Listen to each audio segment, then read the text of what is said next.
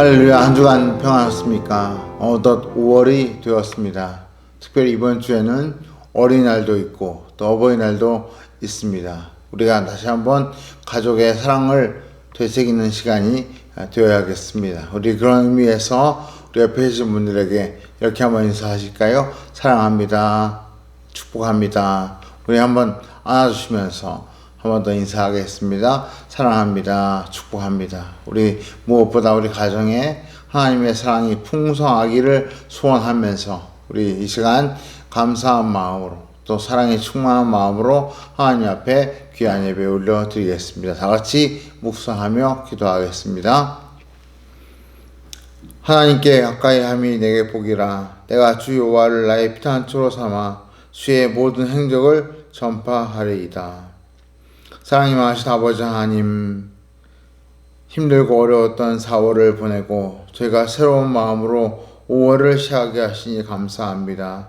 이 5월에 참으로 만물이 아름답게 꽃피는 것처럼 우리의 삶에도 하나님 주시는 은혜가 꽃과 같이 활짝 피어나게 하시고 무엇보다 사랑이 우리의 마음속에 충만하도록 우리 가정과 우리 각자에게 넘치는 사랑을 부어 주시옵소서. 이 예배를 통하여 우리의 몸과 마음의 상처가 치유되게 하시고 질병을 고쳐 주옵시고 또 우리 마음에 괴롭고 힘든 염려와 걱정을 십자가 앞에 내어놓고 온전히 하나님께 주시는 자유와 평화를 누리는 복된 시간이 되게 하여 주옵소서. 이 예배를 온전히 하나님께 올려드리며 살아계신 주 예수 그리스도의 이름으로 기도하옵나이다. 아멘.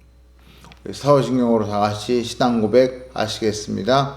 전능하사 천지를 만드신 하나님 아버지를 내가 믿사오며 그 외아들 우리 주 예수 그리스도를 믿사오니 이는 성령으로 잉태하사 동정녀 마리아에게 나시고 본디오 빌라도에게 고난을 받으사 십자가에 못 박혀 죽으시고 장사한 지 사흘 만에 죽은 자 가운데서 하시며 하늘에 오르사 전능하신 하나님 우편에 앉아 계시다가 저희로서 산 자와 죽은 자를 심판하러 오시리라. 성령을 믿사오며 거룩한 공회와 성도와 서로 통하는 것과 죄를 사하여 주시는 것과 몸이 다시 사는 것과 영원히 사는 것을 믿사옵나이다. 아멘.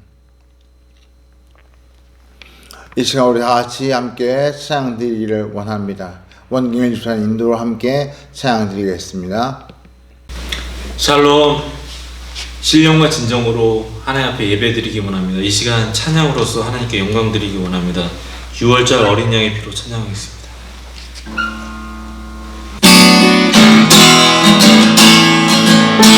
6월절 어린 양의 피로 나의 삶의 보이었네.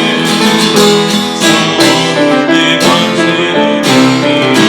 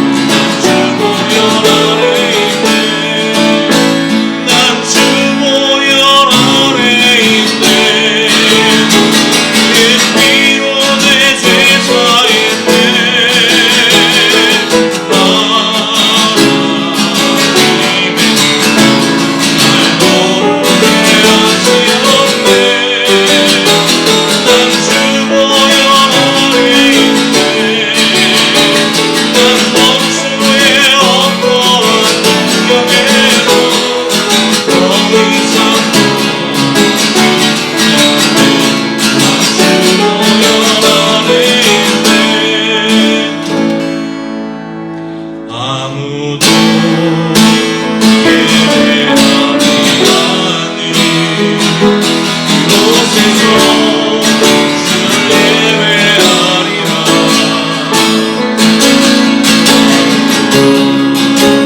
찬양하지 않는 그곳에서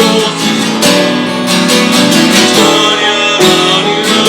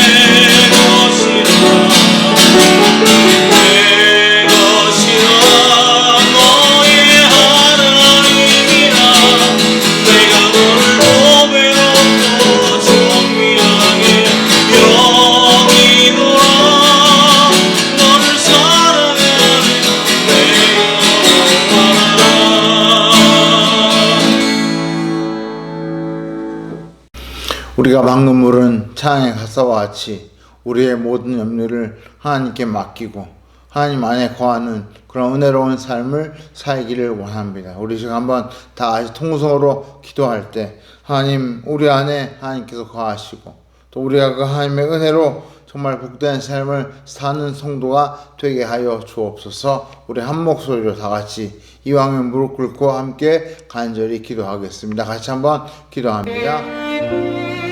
우리가 상관하는 하신 아버지 하나님 감사합니다. 복된 계절 5월을 살아가시고 저희가 다시 한번 소망을 공부하고 나와 예배드리게 하시니 감사합니다. 지난 4월 달 동안 참 질병과 싸움 또 여러 가지 어려움과 싸움으로 저희 마음이 지치고 한 달을 보냈습니다. 하나님 이 올해 하주신 새로운 하나님을 우리가 소망을 또 사랑 가운데 저희가 나아가고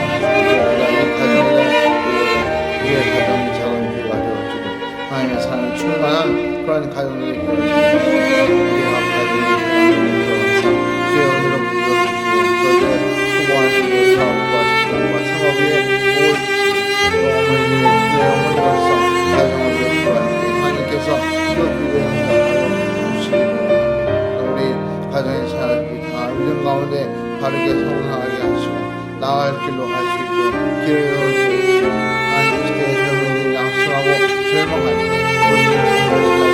소망이 되게 하시고 모든 일을 통하여 하나님 주신 놀라운 역사를 보여주시고 또 하나님의 시장과 기도와 기도와 사복이 우리의 구원하여 주시옵소서. 오늘 성경을 이것의 주의 설명을 보여주시고 너의 주와 함께 그 주의 능하심을 바로 붙들어주시고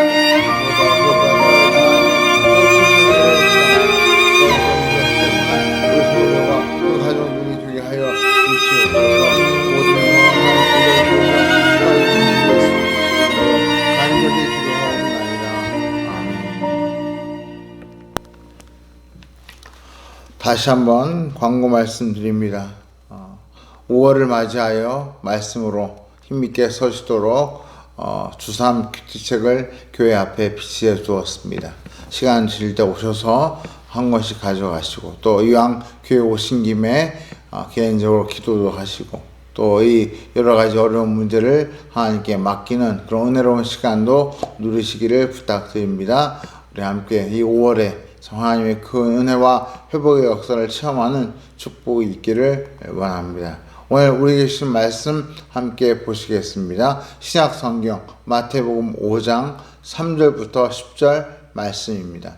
성경책을 보시거나 혹은 화면의 자막을 보시고 우리 함께 이 말씀 같이 읽도록 하겠습니다. 마태복음 5장 3절부터 10절 말씀 같이 소리내서 한 목소리로 같이 읽겠습니다.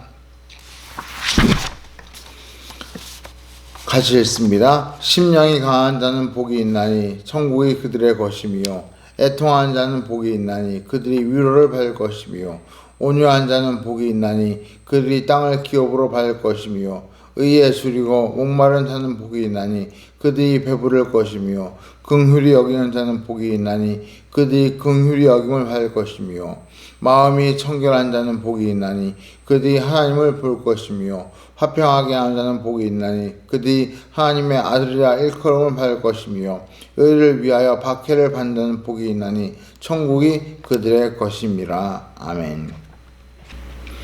그림 형제의 동화 중에 가난뱅이와 부자라는 이야기가 있습니다. 그 내용을 간략히 소개해드리면 이렇습니다. 하나님께서 어느 날 세상에 내려와 여기저기 다니시는 중에 밤이 되어 묵을 곳을 찾게 되었습니다. 그런데 저 앞에 보니까 집이 두 채가 보이는데 그 두 채에 불이 환하게 밝혀져 있었습니다. 가까이 가보니 하나는 크고 아름다운 부자의 집이었고 다른 하나는 작고 볼품없는 가난뱅이의 집이었습니다. 하나님께서 먼저 부잣집의 문을 두드리시고 하룻밤 묵어가게 해달라고 부탁하셨습니다. 그러자 부자가 이 하나님을 아래 위로 훑어보더니 돈이 없어 보이자 퇴짜를 놓았습니다. 하나님은 몸을 돌려 가난뱅이의 집 문을 두드리시며 똑같이 하룻밤 묵게 해달라고 부탁을 하셨습니다. 그러자 이 가난한 집 주인은 반갑게 이 하나님을 맞아주면서 누추하지만 내 집처럼 생각하라고 그렇게 인사말을 건네고 심지어 감자와 우유를 대접하며 자기 부부가 자는 침실을 내어주고 오히려 그 부부는 밀집 덤미에서 하룻밤을 보내는 것이었습니다. 너무나 고마운 마음을 가진 하나님께서 다음날 아침 그 집을 떠나면서 부부에게 3가지 소원을 들어줄 테니 말해보라고 하셨습니다. 그러자 남편이 이렇게 말합니다. 영생을 바라는 거 말고는 그냥 우리 부부 이렇게 건강하게 매일같이 잘 살면 좋겠습니다. 3번째 소원은 생각도 나지 않습니다. 그렇게 대답을 하는 것입니다. 그러자 하나님께서 남편에게 그럼 헌집 대신 새 집은 어떠시오? 하고 묻자 그럼 좋지요. 그러면 더 바랄 것이 없을 것 같습니다. 그래서 하나님께서 그 집을 떠나시면서 그 부자의 그 가난한 자의 헌집을 아주 의리의리한 새 집으로 바꾸어 주시고 길을 떠나셨습니다. 해가 중천까지 떠서 부자가 늦게까지 잠을 자고 일어나서 창밖을 보니 건너편에 있어야 할 헌집은 보이지 않고 너무나 의리의리한 새 집이 떡하니 서 있는 걸 발견했습니다. 너무나 놀라서 그 길로 곧장 가난뱅이의 집으로 달려와서 어찌된 용분인지 물었습니다. 그러자 그 가난뱅이가 어젯밤 나그네를 대접했더니 그분이 떠날 때 이렇게 헌집을 새 집으로 만들어 주었노라고 그런 대답을 하게 되었습니다. 그러자 이 부자는 그 길로 말을 타고 급히 그 나그네의 뒤를 쫓아갔습니다. 그리고 마침내 하나님을 만나게 되었습니다. 이번에는 아주 최대한 공손하게 그 하나님 앞에 이렇게 부탁을 했습니다. 돌아오시는 길에 제발 저희 집에도 한번 묵어주시면 감사하겠습니다. 그러면서 쭈뼛쭈뼛 하더니 그런데 저에게도 3가지 소원을 들어주실 수 없으신가요? 그러자 하나님께서 흔쾌히 그렇게 해주겠다고 대답하셨습니다. 부자는 소원이 너무 많아서 생각할 시간이 좀 필요하니 천천히 생각할 시간을 달라고. 그러자 하나님께서 집에 돌아가는 길에 천천히 생각해보고 생각이 나면 소원을 빌라고 이야기해 주셨습니다. 부자는 말을 타고 돌아오면서 온갖 소원을 머릿속에 떠올리느라고 정신이 온통 거기에 가 있었습니다. 그러다 그만 말 고삐를 손에서 놓치고 말았습니다. 그래서 순간 말이 깜짝 놀라 펄쩍 뛰기 시작했습니다. 아무리 말고삐를 당겨도 말이 진정하지 않자 그만 이 부자가 자기도 모르게 이런 말이 툭 튀어나왔습니다. 너 자꾸 이러면 네 목이 부러지게 해달라고 빈다. 그 말을 내뱉자마자 즉시 말이 땅바닥에 꼬꾸라져 죽고 말았습니다. 엉겁결에 첫 번째 소원이 이루어진 것입니다. 워낙에 구세였던 부자는 그 말이 죽자 말 안장을 버리고 가기가 너무나 아까워서 그 말 안장을 등에 지고 터벅터벅 걷기 시작했습니다. 무거운 말 안장을 지고 한참을 걷다가 신경질이 난 부자가 갑자기 지금쯤 방 안에서 편하게 쉬고 있을 마누라를 생각하니까 짜증이 열이 확 올라왔습니다. 그래서 순간 자기도 모르게 이런 말이 튀어나왔습니다. 이 망할 놈의 말 한 장, 집에 있는 마누라 엉덩이나 가서 딱 붙어라. 꼼짝도 못하게. 그 말이 떨어지기 무섭게 등에서 말 한 장이 사라졌고 2번째 소원이 이루어졌음을 알게 되었습니다.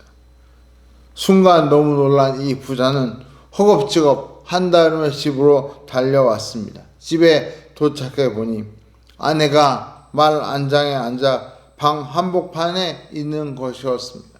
남편을 보자 눈물을 펑펑 쏟으면서 원망을 쏟아놓았습니다. 결국 남편은 3번째 소원을 빌고 말았습니다. 아내의 엉덩이에서 말 안장이 떨어지게 해 주십시오. 이 이야기는 올바른 소원과 또 허망한 욕심이 어떻게 다른가를 보여주는 이야기라고 할 수 있습니다. 사랑하는 성도 여러분, 여러분은 지금 어떤 소원, 어떤 복을 하나님께 빌고 계십니까? 오늘 마태복음 5장에 나오는 복이 있도다 이런 사람이요로 시작하는 이 복에 대한 말씀을 통해서 하나님이 보실 때 진정으로 복 있는 사람이 누구인가를 함께 살펴보고자 합니다. 그래서 우리가 먼저 이 말씀을 살피기 전에 기억해야 할 몇 가지 사실이 있습니다. 제일 먼저 지난주에 말씀드린 것처럼 복이라는 단어가 동일하게 쓰이고 있지만 세상에서 말하는 복이라는 단어의 뜻과 성경에서 말씀하시는 복의 뜻이 다르다는 사실을 먼저 기억해야 합니다.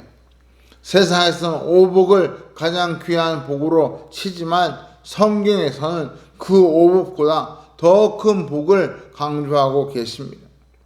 두 번째로 오늘 우리가 팔복을 같이 읽었는데 왜 팔복이라고 부르게 되었을까요? 너무 쉽고 유치한 질문이라서 대답하기 좀 그러실 것 같은데 우리가 방금 이 본문을 읽어본 것처럼 이 3절부터 10절에 모두 8가지 복이 나옵니다.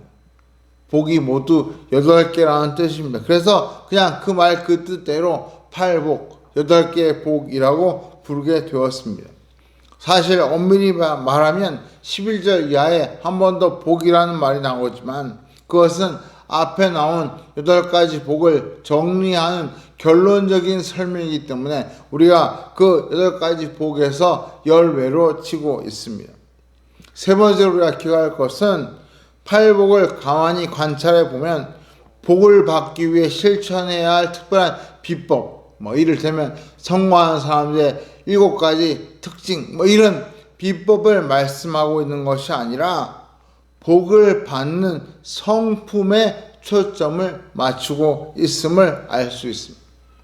어떤 복 받는 비법이나 특징에 초점이 있는 것이 아니라 복 받는 사람의 성품에 초점이 있다는 것입니다.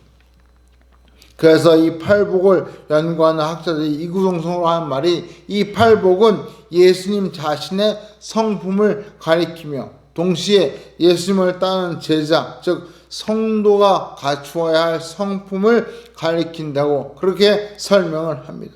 그래서 어떤 학자는 이 팔복을 가리켜 예수님의 초상화라는 별명을 붙이기도 했습니다.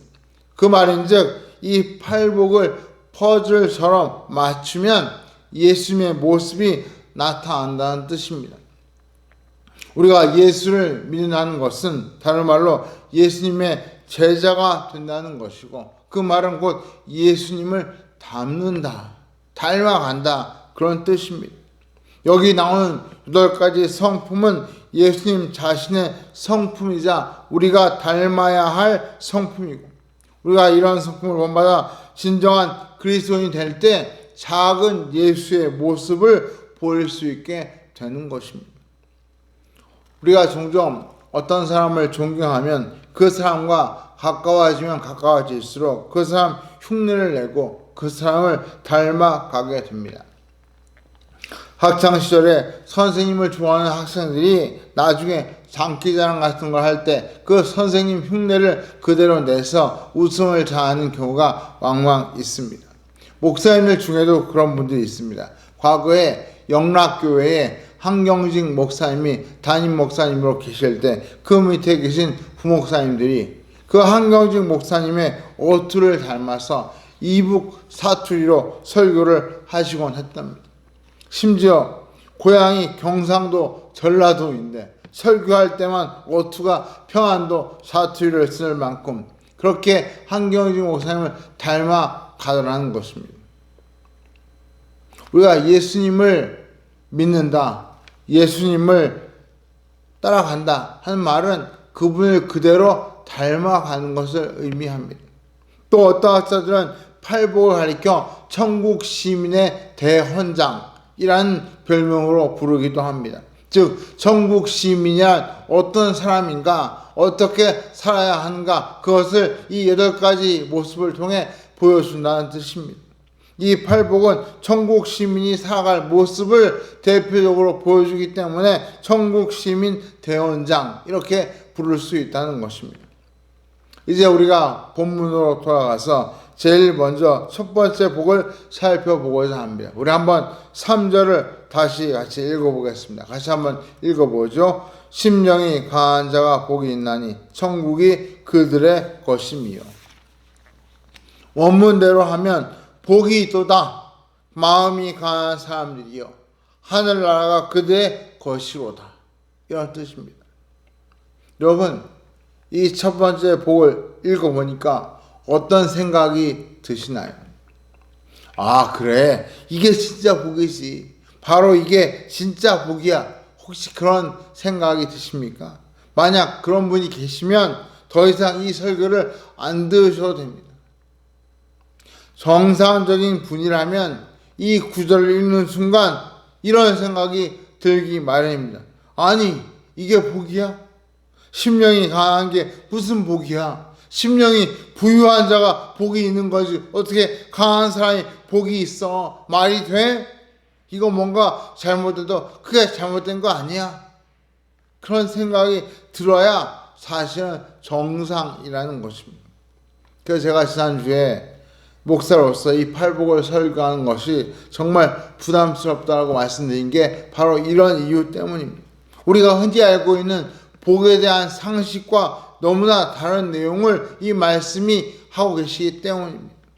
하지만 우리가 이 팔복을 한 걸음 한 걸음 더 가까이 다가가다 보면 예상치 못한 귀한 은혜를 우리가 발견하게 됩니다. 그런 의미에서 이 말씀을 이해하려면 제일 먼저 심령이 강하다. 이 말이 무슨 뜻인가를 알아야 합니다. 먼저 심령이 강하다는 말에 대한 몇 가지 오해 내지는 잘못된 해석들을 짚고 넘어가 보고자 합니다. 첫째로 이 심령이 강하다는 말을 물질적으로 혹은 경제적으로 궁핍하다는 뜻으로 오해하시면 안 됩니다.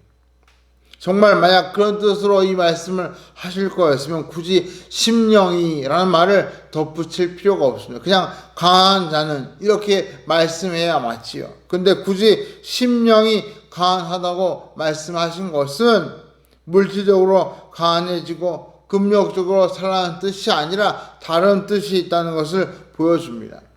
과거에 이 말씀을 물질적으로 경제적으로 강해지는 것으로 이해한 분들 중에 자기의 전 재산을 사회에 기부하고 수도원에 들어가서 평생을 사는 분도 계셨다고 합니다. 그런데 성경에는 이런 식의 어떤 자발적인 가난, 스스로 강한 자가 되는 것을 이 말씀으로 보여주고 있지 않습니다. 예수님께서 가난을 극찬하거나 궁핍을 축복이라고 말씀하신 적이 한 번도 없습니다. 두 번째로 심령이 강하다는 말은 정신적으로 뭔가 결핍이 있거나 박약하다는 뜻이 아닙니다. 만약 정신적으로 문제가 있는 것이 심령이 강한 것이라면 정신병원에 입원해 있는 분들이 제일 복된 사람이겠지요. 근데 사실은 그렇지 않습니다. 세 번째로 심리적으로 소심하거나 착하다는 뜻도 아닙니다. 종종 그리스도인들 중에 착한 사람 컴플렉스를 가진 분들이 계십니다.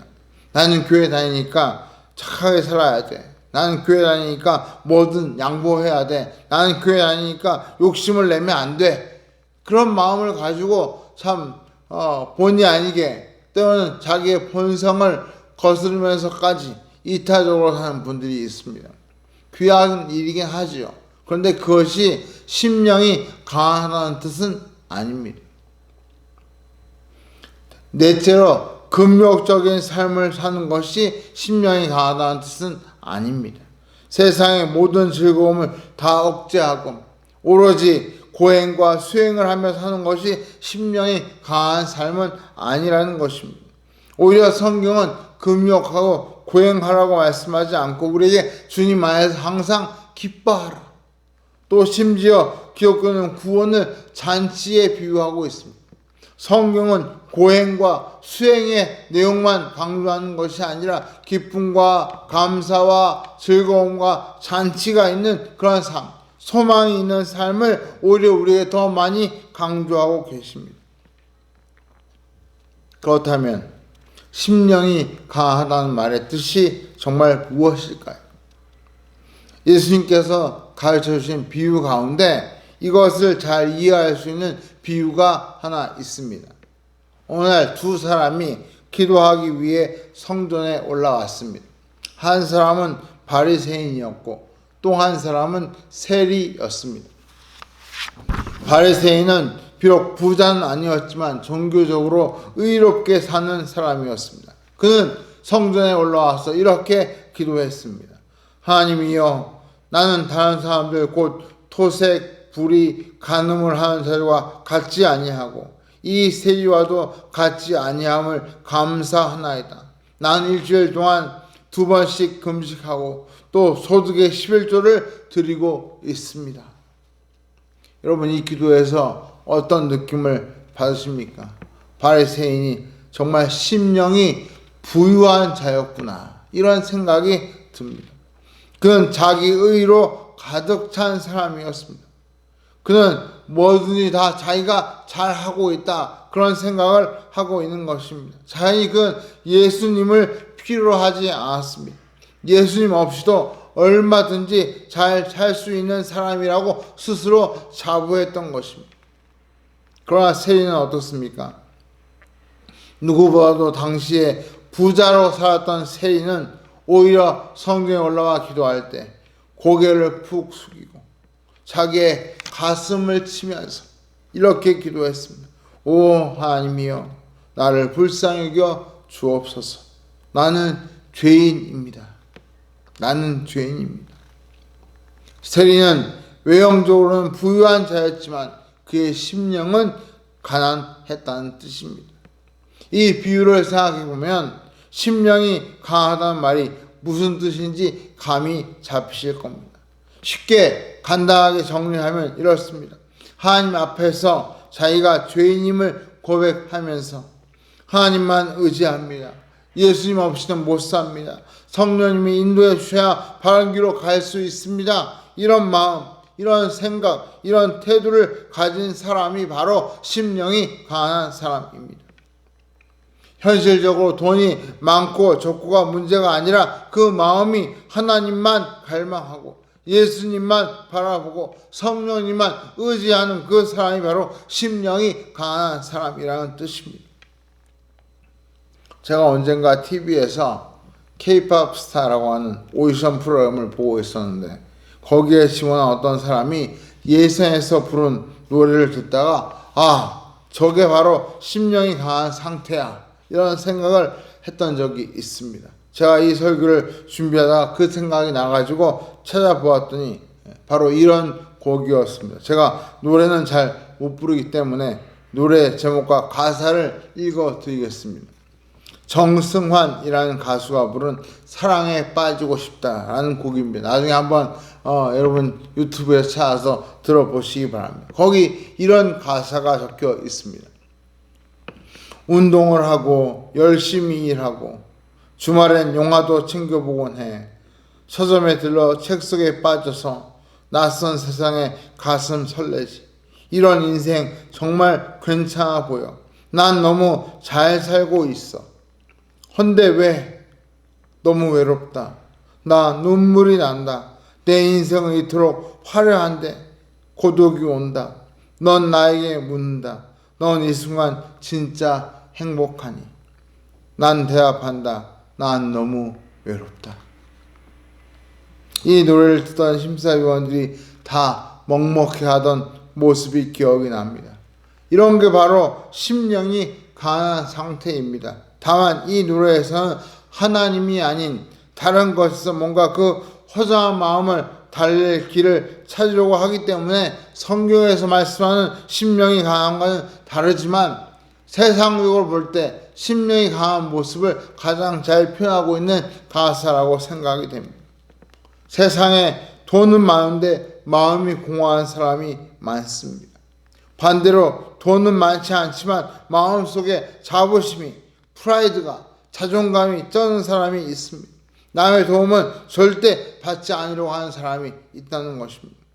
강한 마음이 무엇입니까? 강한 마음이란 밖으로부터 오는 도움을 겸손히 받아들일 줄 아는 사람이 바로 강한 마음을 소유한 사람입니다.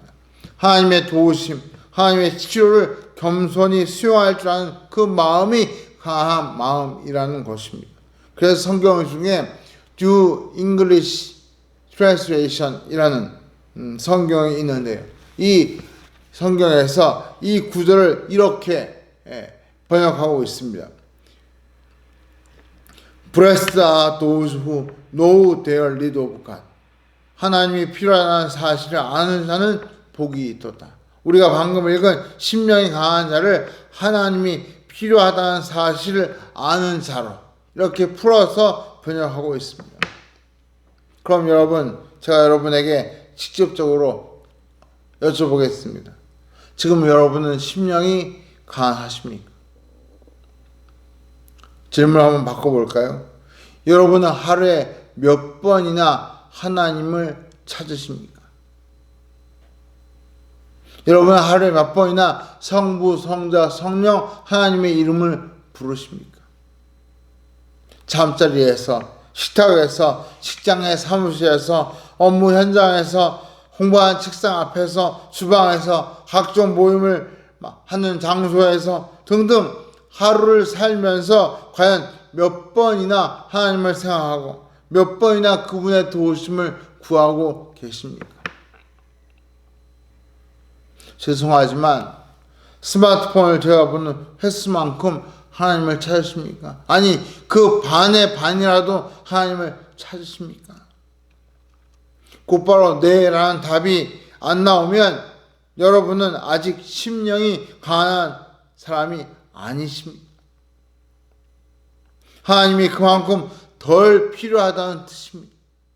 좀 더 심각하게 말하면 아까 언급한 노래의 가사처럼 하나님 없이도 난 너무 잘 살고 있어. 그렇게 살고 계신 겁니다. 그런데 그 노래의 후반부 가사처럼 그가 정말 잘 살고 있는 게 아니라는데 문제가 있습니다.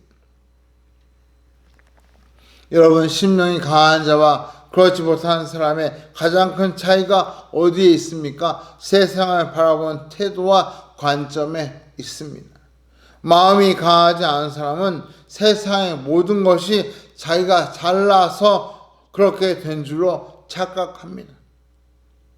하나님께 주신 은총의 선물로 보지 않고 자기가 노력해서 얻은 것이고 자기 것이라는 소유욕을 가지고 있습니다. 뿐만 아니라 그 소유욕은 또 다른 것을 갖고 싶은 소유욕을 불러일으키면서 끊임없는 탐욕과 욕심에 사로잡히도록 만듭니다. 결국 나는 모든 걸 다 가지고 있어, 나는 모든 걸 잘 할 수 있어 라고 하는 그 사람의 마음속에는 심령의 강함이 들어갈 공간이 없다는 뜻입니다. 오히려 그 사람은 욕심의 포로가 되기 십상입니다. 그러나 마음이 강한 사람은 어떤 마음과 태도를 가집니까? 자기에게 있는 재산, 권력, 명예, 지위, 직장, 가족, 재주, 건강 등등 모든 것이 다 하나님께로부터 오신, 하나님께서부터 주신 선물로 여기는 것입니다. 심지어 하늘에 떠있는 해, 달, 별, 우리가 마시는 공기까지 다 모든 게 하나님의 선물이라고 고백합니다. 그래서 이것을 소유하되 결코 자랑하거나 허세를 부리지 않습니다. 왜요? 내 것이 아니라고 믿기 때문입니다. 인도의 한 신학교에서 그 유명한 테레사 수녀가 강연을 했습니다. 그러자 그 강연에서 어떤 사람이 이런 질문을 던졌습니다. 테레사 수녀님, 당신은 강한 사람들에게 모든 것을 공짜로 주어서 그들을 버릇 나쁜 사람들로 만들고 있습니다. 굉장히 비난조의 말을 하게 되었습니다. 그러자 그 말을 들은 테레사 수녀가 조용히 이렇게 대답을 했다고 합니다.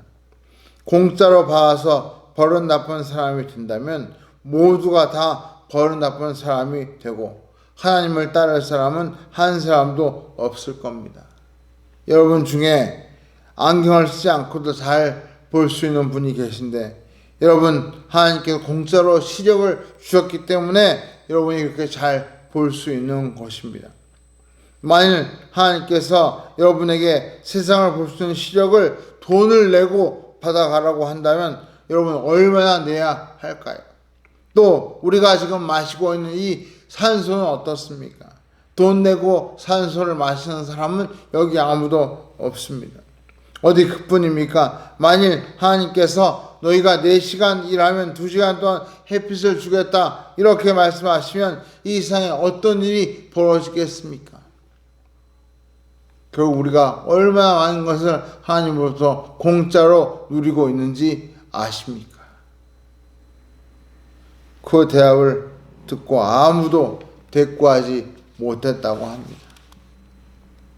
여러분, 심령이 강한 사람은 바로 이러한 사람입니다.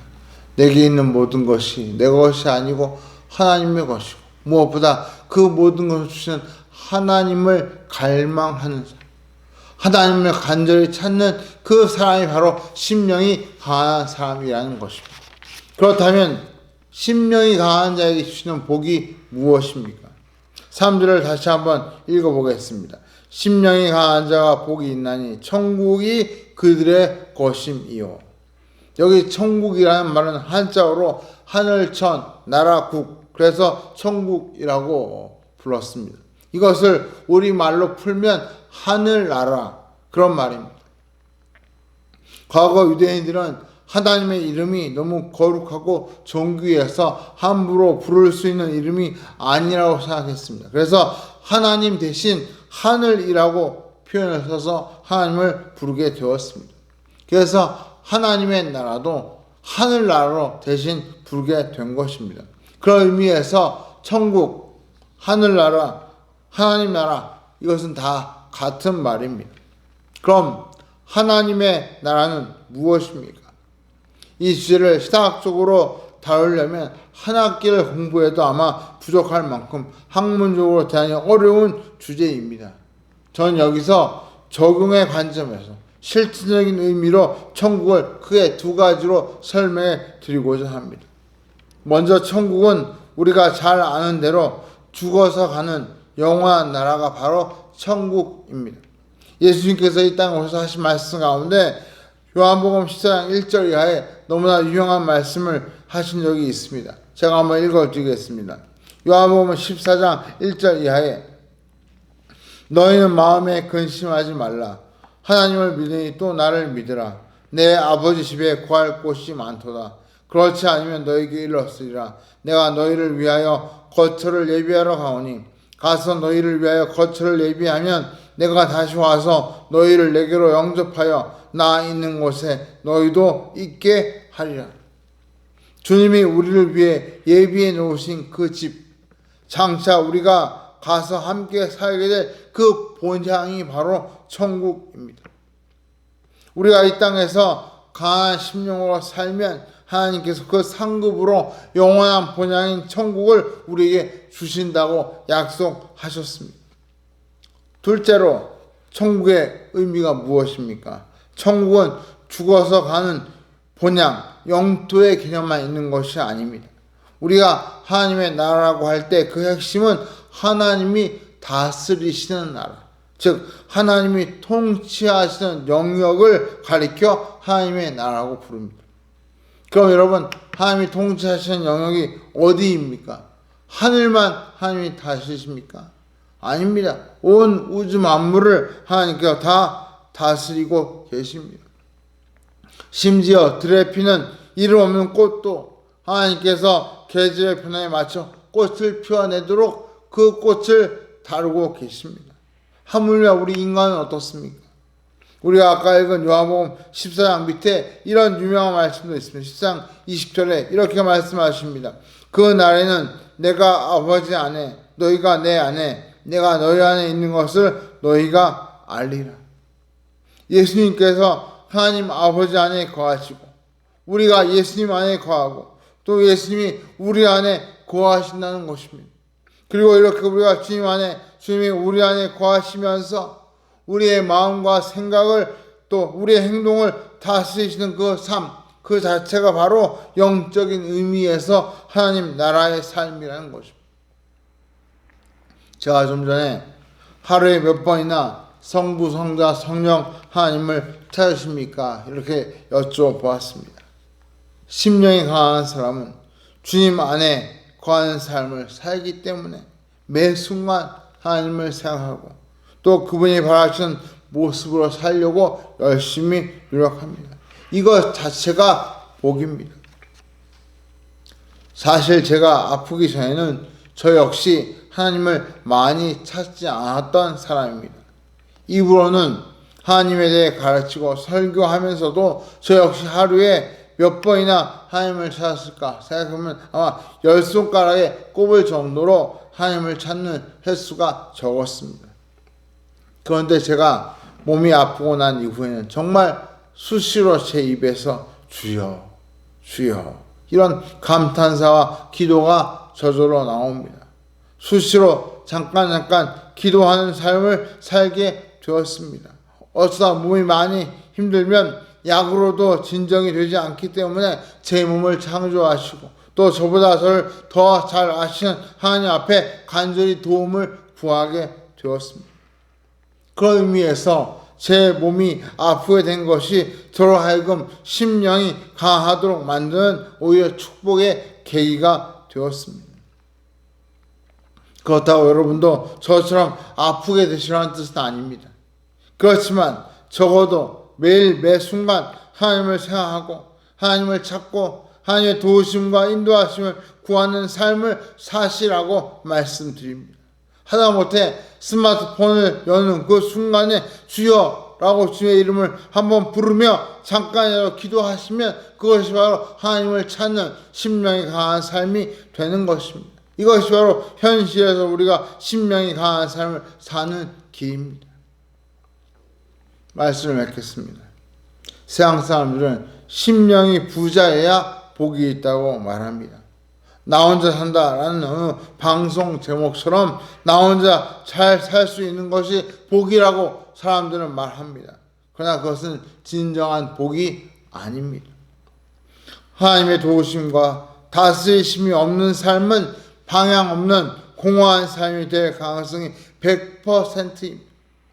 잘 사는 것처럼 보이지만 결코 그렇지 않습니다. 새롭게 시작된 이 5월에 우리 모두 심령이 강한 삶을 추구하는 성도가 되시기를 원합니다. 매 순간 주님을 찾고 그분과 교제하며 그분의 도우심과 인도하심을 구하는 삶을 사시기를 바랍니다. 그러면 그 어느 때보다 우리의 삶 가운데 하나님의 은혜와 감사와 감격이 넘치는 역사가 일어날 줄 믿습니다. 우리 그런 의미에서 마지막으로 이렇게 한번 외치고 말씀을 맺고자 합니다. 하나님 아버지 사랑합니다. 하나님 아버지 사랑합니다. 예수님 감사합니다. 예수님 감사합니다. 성령님 고맙습니다. 성령님 고맙습니다. 이 고백이 늘 우리의 입술에서 또 우리 마음에서 흘러넘치기를 주의 이름으로 축원합니다. 우리 이 시간 말씀을 생각하시면서 다 같이 나의 안에 거하라 이 찬양 함께 찬양하시겠습니다.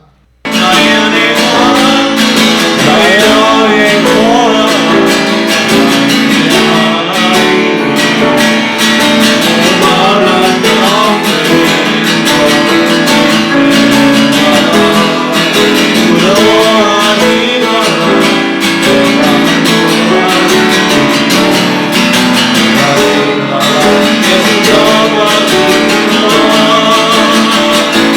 내가 너 싫어하고 불러버리던 내 것이다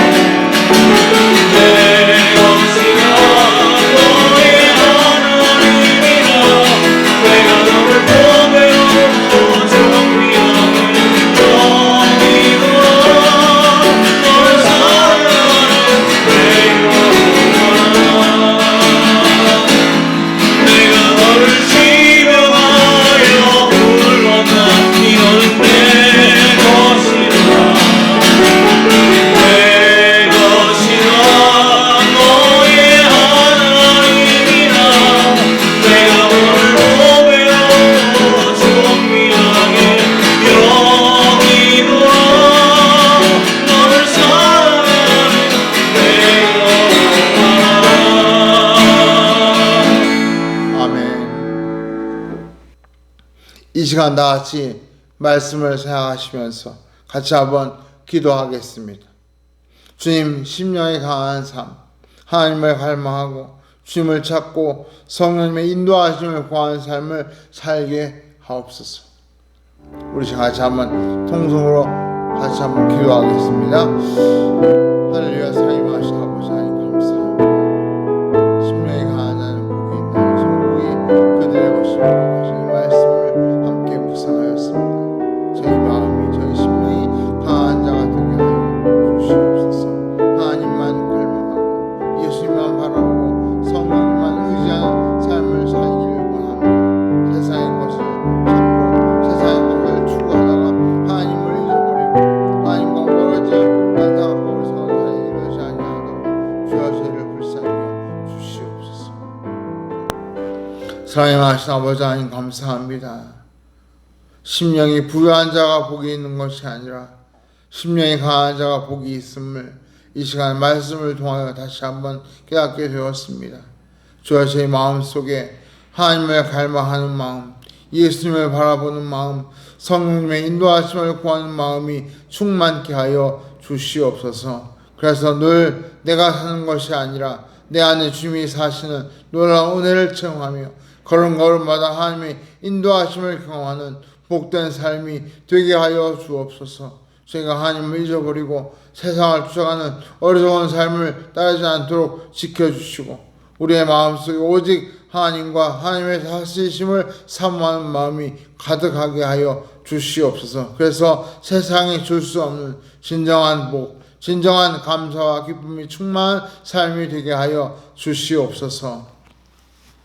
이제는 우리 주 예수 그리스도의 크신 은혜와 아버지 하나님의 놀라우신 사랑과 성령님의 강화 감동 인도 역사하심이 오늘 심령이 강한 자가 되어 하나님을 갈망하며 예수님을 바라보며 성령의 인도하심을 소망하는 삶을 살기를 마음속에 다짐하는 이 자리에 모여있는 사랑하는 모든 성도를 심령예와 저들의 가정과 가족들 위해 또 저들의 생업과 모든 삶의 환경 가운데 또 이 나라 이 민족과 성도사님들 위해 이제로부터 영원토록 함께 계실지어다. 아멘.